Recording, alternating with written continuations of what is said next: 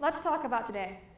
Today, there are 35.8 million children, women, and men in slavery.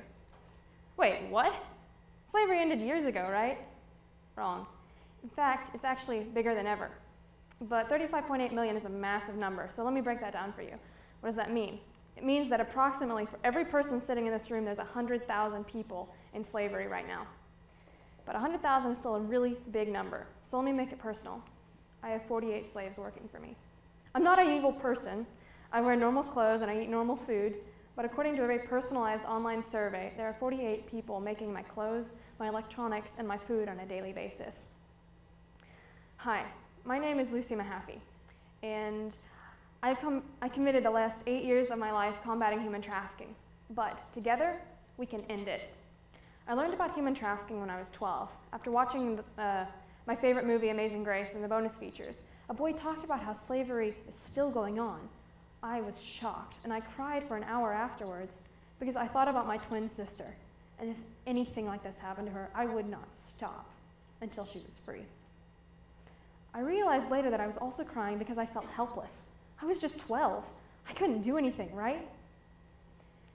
8 years later, I've planned numerous citywide awareness events, baked 444 cupcakes with friends for a fundraiser, got a $10,000 grant to create a statewide curriculum for teens about trafficking, and co-founded the OU Off the Market Symposium.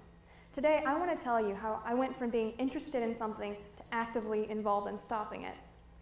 I've learned a lot about this issue, and I've also learned a lot about myself and how to have an impact. And I believe that regardless of your passions, discipline, or interests, there are 4 things you should know in order to be truly effective and impact the world. I think you need to leverage your personal power, be attentive to the world around you, really understand the framework in which you're working, and look at everything with an interdisciplinary perspective. 8 years ago, something hit me, and whether you want to call it faith or something my mind just knew to be true, my life changed forever. I realized how much power I personally had, and it's grown as I've cultivated it. One instance of this is when I was speaking statewide for the coalition Oklahomans Against Trafficking Humans. Unfortunately, they're now dissolved, but when I spoke for them, I spoke to everyone from lawyer groups to church groups. I often spoke at middle schools and high schools because I could relate to the kids. Well, after speaking at them for a while, I realized that educators didn't have any tools to talk about this issue with their kids, besides one sheet of facts from the U.S. Department of Education. I also learned about a $10,000 grant 1 week before it was due, and I pulled some all-nighters with my mom and decided that I really wanted to apply and, empower students. I was in a very unique position because of my connection with Oath and because of my connections with the schools. Without planning it, I had personal power. As many of you know, I got the grant. I worked with the state superintendent of education, lots of teachers, story space media, and a lot of nonprofits to create Hope Student Awareness, a video curriculum by students for students on what they can do to stop human trafficking. And I believe that everyone has this personal power, whether it's your height or the way you approach a problem or your connections. And I think it's crucial to understand what this power is so you know what you can give to your passions and your interests. But once you have this self-awareness, you need not only an awareness, but an attentiveness to the world. What's really going on around you? For instance, human trafficking is the buying, selling, harboring, recruitment, or transportation of someone by means of force, like rape, or physical abuse, fraud, like the false pretenses of a job, or coercion, like blackmail or threats, for either forced sex or forced labor. But I want to be clear that the slavery I'm talking about today is not like the slavery in history books. It's not based off of race. Slavery today functions off of supply and demand. It is a business. And there's a demand for cheap sex and cheap labor, and so traffickers supply it. What does the boy in India, in brick kilns, have in common with the girl being sold for sex in Thailand? And what do they have in common with the girl or boy being sold right now for sex in Oklahoma City? Vulnerability. Slavery today cuts across socioeconomic backgrounds, nationalities, race, or ethnicity, or gender. Slavery today is based off of vulnerability. And there are two umbrella terms: sex trafficking, which could include everything from mail order brides to forced prostitution, or labor trafficking, which can include everything from factory work, agricultural work, or even painting nails at a salon. Let's talk national. There are approximately 63,000 slaves in America right now. Let's talk local. I'm an Okie, born and raised, and I want to introduce you to someone else that's an Okie too. This is Kiera. I was honored to be able to interview her for Hope Student Awareness. She was trafficked for sex from Chickasha to Oklahoma City when she was 17. And she wants everyone to know that there is a big difference between being a prostitute and being prostituted. She had no choice. And when I think about the torture of the millions that's going on right now, but I think about being able to walk down the South Oval and get a high five from a friend, those two visions are absolutely incompatible. And I see your smiling faces, but I think about the millions of people who are not allowed to take a sip of water without permission. I cry for the women of Oklahoma and Thailand who are being mutilated. I cry for the children who cut off their fingers in fish processing because they cannot feel them. And I cry because so many of us are standing by, not thinking about our neighbor, local or global. So I challenge you to look into human trafficking, to look into whatever interest or passion cuts to your heart, because you have the power and you can get the knowledge to make a difference.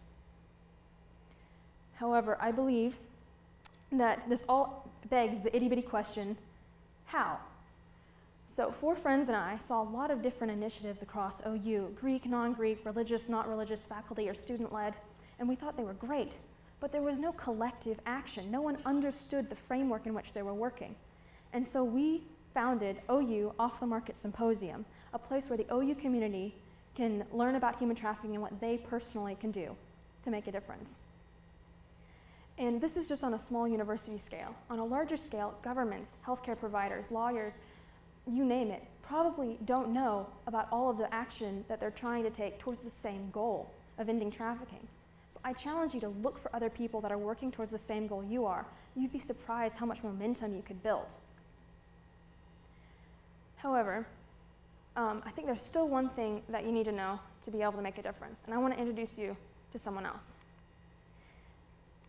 This is Dr. Kevin Bales. He is my superhero, and he is the global expert, one of the global experts on human trafficking. He's written 9 books on the matter. He's dedicated decades of his time to understanding it, and he's an OU grad. And I really believe that his story speaks to everybody in this room about where we could be in 1 year, 5 years, 10 years, as OU students or OU community or Oklahoma community who's born in Ponca City, because he is truly effectively impacting the world. And he spoke at the OU Off the Market Symposium, that's us. And this is what he taught me. And this is what I've learned from him and other scholars, that he combined international law, statistics, economics, anthropology, you name it. He looked at global issues with an interdisciplinary perspective, and this is a crucial connection to make. For instance, a lot of people wouldn't see the connection between, say, meteorology and human trafficking. But after the typhoon hit the Philippines in 2013, this was a crucial connection to make because food was scarce, water was dirty, businesses were non-existent, and law enforcement was not functioning. And this was a perfect vulnerable environment for traffickers to prey upon. And so this connection was obviously crucial for government or aid providers to know, so they could actually make a sustainable solution for the community. A lot of people tell me that slavery has always been a part of society and always will be. I disagree. I believe Dr. Bales when he says that slavery can be ended in 25 years permanently if we all work together. So lawyers know that slaves need pro bono legal assistance. Statisticians know that it is crucial to quantify global problems, and doctors know that you are usually the first people that trafficking victims see in the ER. So I challenge you to leverage your personal power, to be attentive to the world around you, to understand the framework in which you're working, and to really look at problems with a global and interdisciplinary perspective. Because I know that one human interaction is all it takes to change an idea or a life for good. look around. You can change it.